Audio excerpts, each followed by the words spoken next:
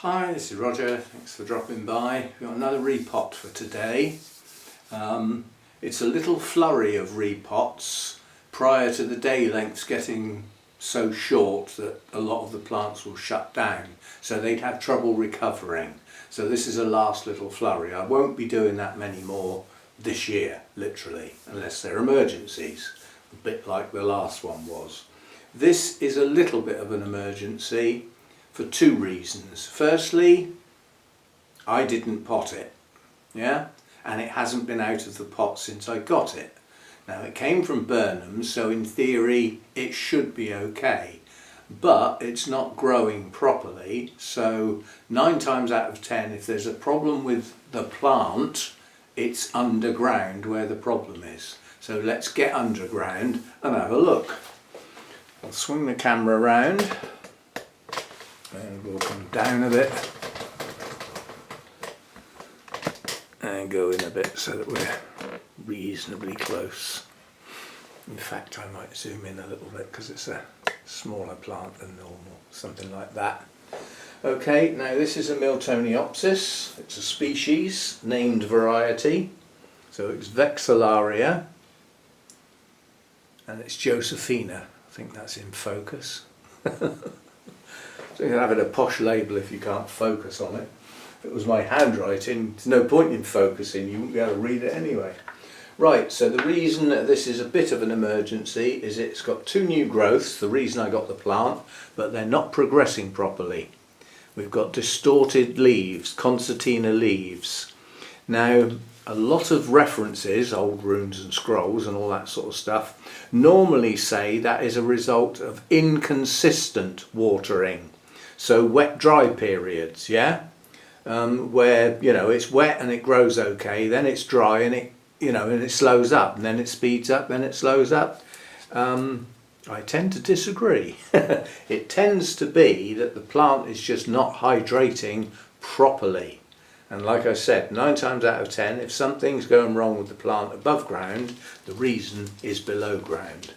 So this will be the first time it comes out of the pot, and we'll see what's going on.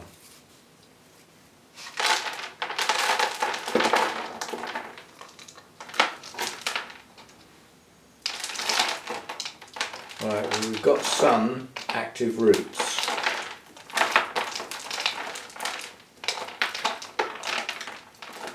And it's difficult to tell why this plant is not growing as well as it should, because that's not a bad root system. But now I can see why. We've got new roots over this side of the plant, and over this side of the plant we've got an old pseudobulb that was virtually buried, although it does have a leaf on, and a load of old dead roots.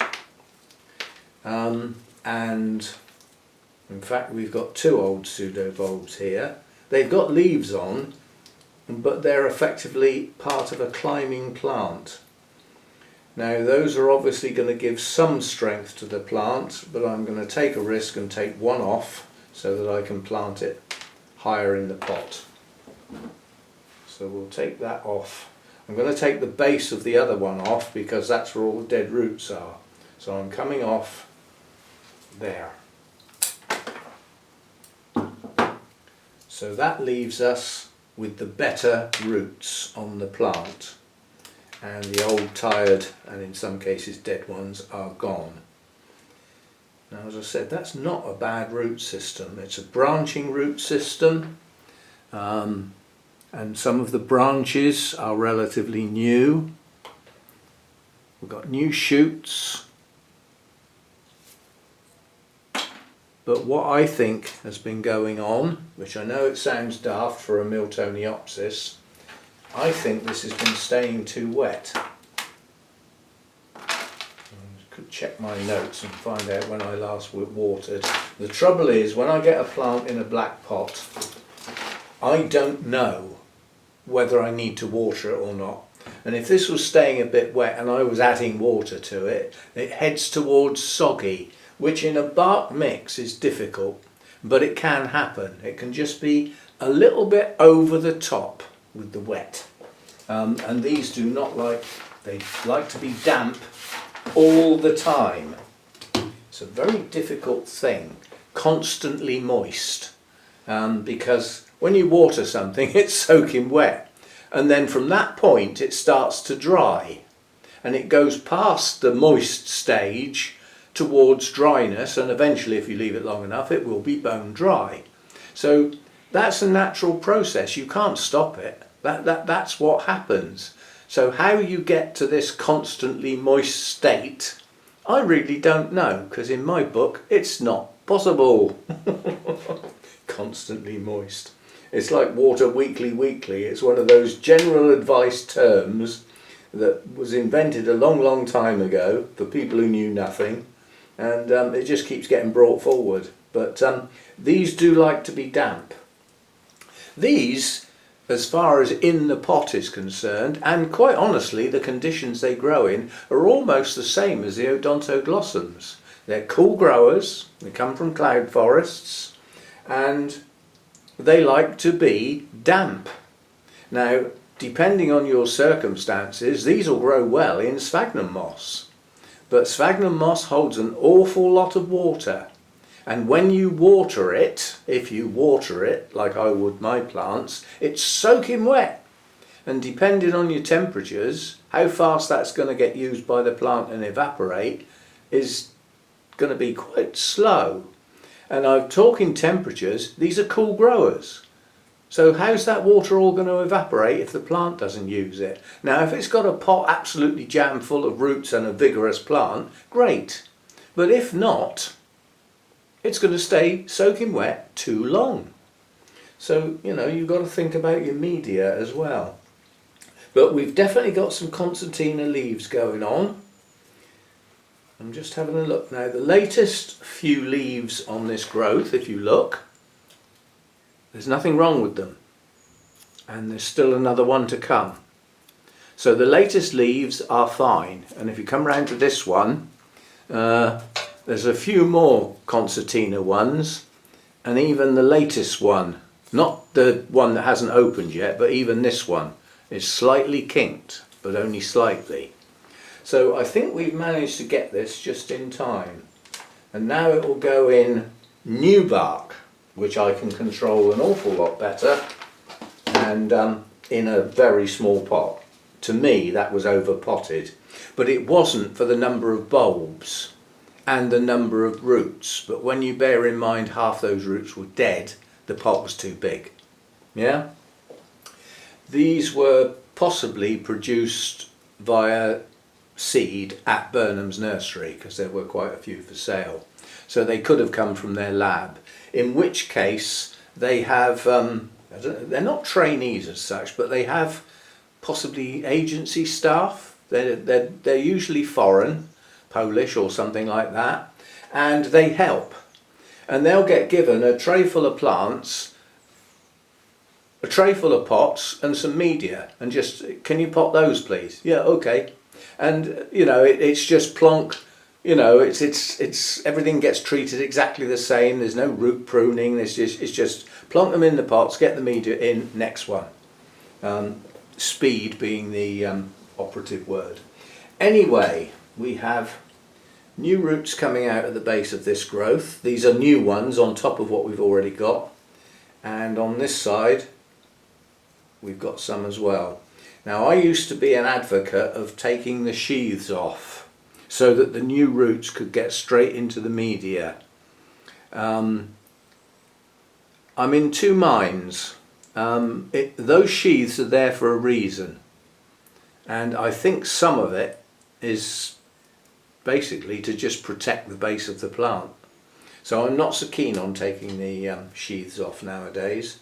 You also get a problem depending on how deep you plant your plant in the media. If the sheaths are gone, the very base of the plant could stay a little bit wet, and these are prone to rotting at the base. That's not true of all orchids, but these are. So I'm just going to pot that up in a much smaller pot in new media, and hopefully the rest of the leaves, as these new growths grow, will be okay, and we will produce a stronger root system. Although I've potted up Miltoniopsis with far less roots than that. I will get the, no, I don't need to. I was going to say I'll get the cinnamon on that cut, but that's a dry rhizome. So yeah, mind you, it's going to get watered, isn't it? So I'm not going to soak this one. I'll just go and get my cinnamon.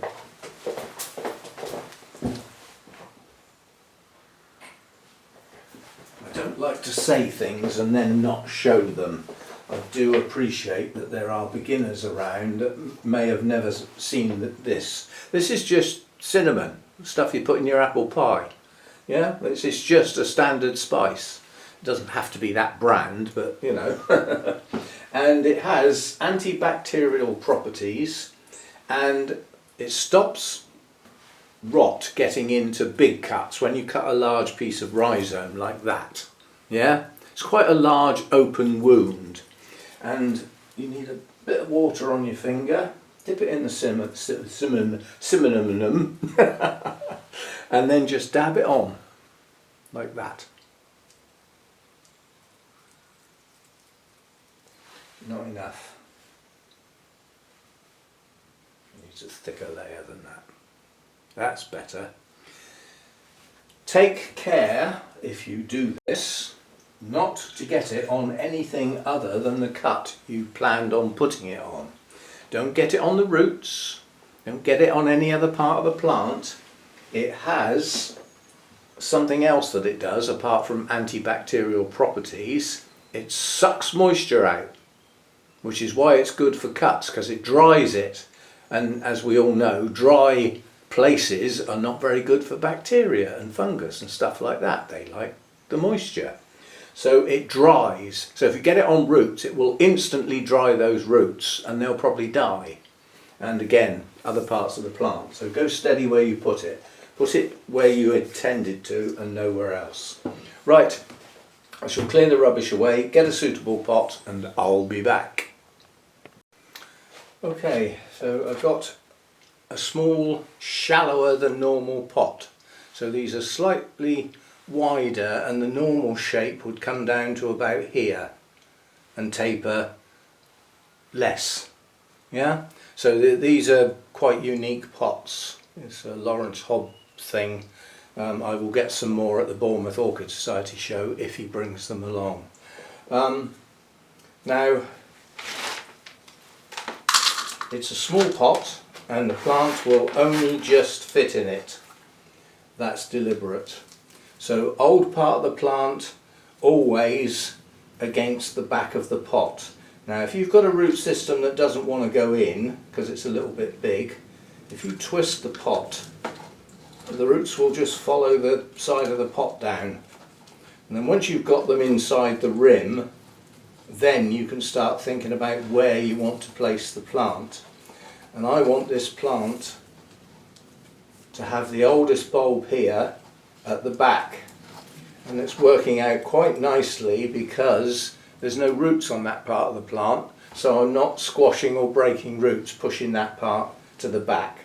And that I'm going to come slightly away from the back in this case. I would normally touch the pot because the two new growths are either side of the middle, not in front of. So this plant's going to go that way and that way. But there's enough room for both of these new growths to mature to a full-size bulb if they choose to do so. So as you can see now, there's not a lot of room for media in there. So when I water this plant, it's going to dry quite quickly, so I will have to keep my eye on it. So we'll put a bit down the back, because once I push the plant back in that direction, there won't be room for any more. Now, because of what I'm doing, if this pot or the roots were wet, this would not work. This tapping encourages the bits of bark to go down in the gaps. Yeah? Which is why I'm not putting too much in. Now these roots will crush quite easily, so I can do a bit of pressing, but I wouldn't want to do too much. So I'm just gently going down the edge. And then we'll come back around this side and have a look and see what's going on here. Now at the moment, this plant is too deep in the pot. I'm deliberately leaving it there for now because I want to make sure I've got bark down in all the gaps. Now I've got quite a few gaps here, so we're going to have to do a bit of work there. We'll have to do a little bit of pressing and a little bit of adding with selective bark. So I've got some bark here that I've taken the bigger bits out of, so it's a little bit smaller. And that should tuck into those gaps quite nicely.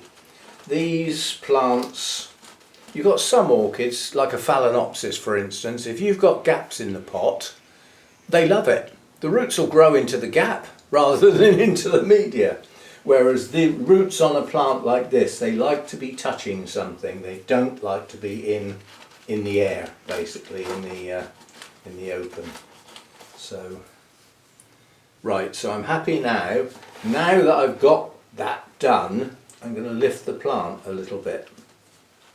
Push down the sides so that I'm coming up a bit higher in the pot. And the reason for that is there'll be more room for the roots to grow. So I'll just come up a bit. That has shown a few roots which we will now cover up. Now because I'm using just bark, no moss or additives or anything else in the media, I can go right up to and a little bit beyond the base of the plant, because the top part of the bark, when I water this, within a day the top half a centimetre will be bone dry.